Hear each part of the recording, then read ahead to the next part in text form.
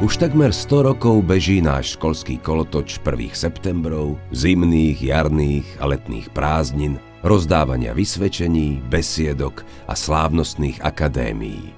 Ak správne počítam, tak k dnešnému dňu sa u nás naučilo čítať a písať asi 5000 detí, ktoré v septembri prichádzali ako zvedaví prváci a 8, respektíve 9 rokov so sebavedomím mladého človeka vylietali do sveta.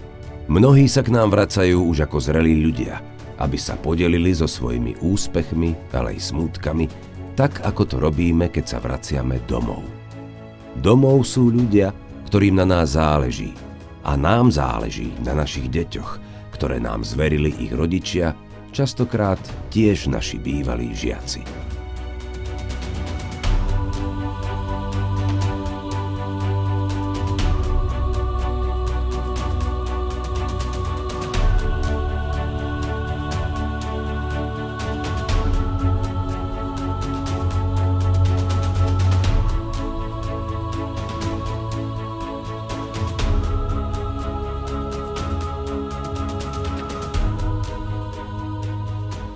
Tak táto práca je pre mňa veľmi obohacujúca, nakoľko v nej vidím zmysel a vidím, ako žiaci svojou aktívnou prácou získavajú nové zručnosti a vedomosti. Deti zaujíma biológia a aplikujú naučené poznatky aj v bežnom živote, že sú ohľaduplní voči prírode, rešpektujú určité pravidlá správania sa v prírode a majú taký kladný vzťah k pobytu v prírode vo všeobecnosti.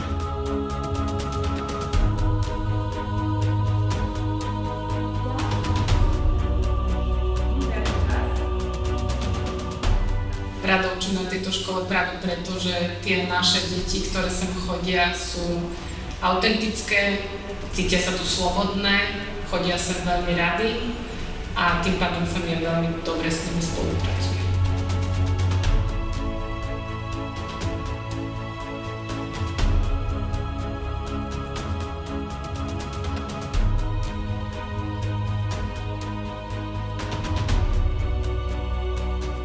Myslím si, že hejného metóda sa na tejto škole veľmi pekne ujala, že deti ju majú veľmi radi, tešia sa vždycky na matematiku.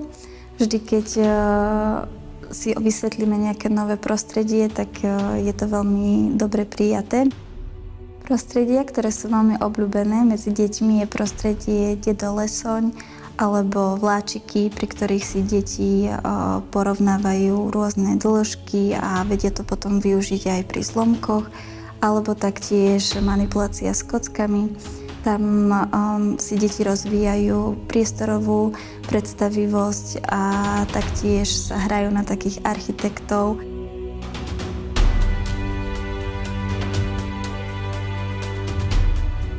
Niekto radšej maluje farbami, niekto radšej kreslí, niekto radšej vyfarbuje.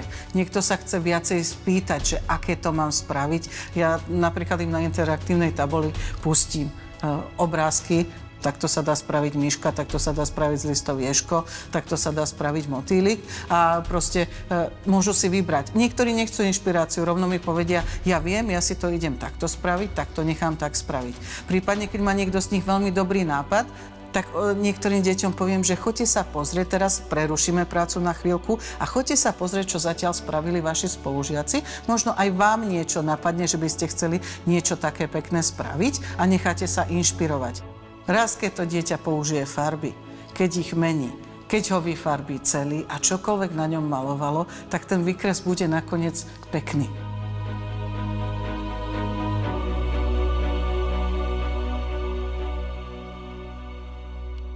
Spojenie medzi hudbou a slovenskou gramatikou je niečo, čo je veľký benefit pre deti.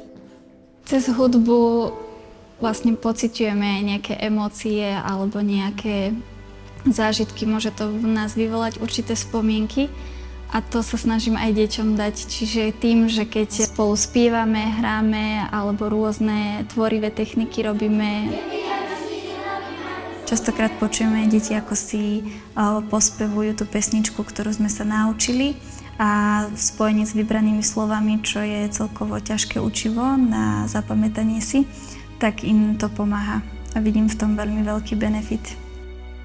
Dúfam, že to, čo ja dávam tým deťom, že to v nich niečo zanechá. Možno si to neuvedomia hneď teraz, ale možno keď vyrastú, tak si spomenú na pani učiteľku, aké boli hodiny a že sa mali naozaj dobre, alebo teda, že som sa im snažila dať aj zo seba niečo, nie len niečo naučiť, ale aj to ľudské im odovzdať. Vidím v deťoch radosť, že majú iskričky v očiach, že mi to vrátia tým ich svojim úsmevom a veselosťou.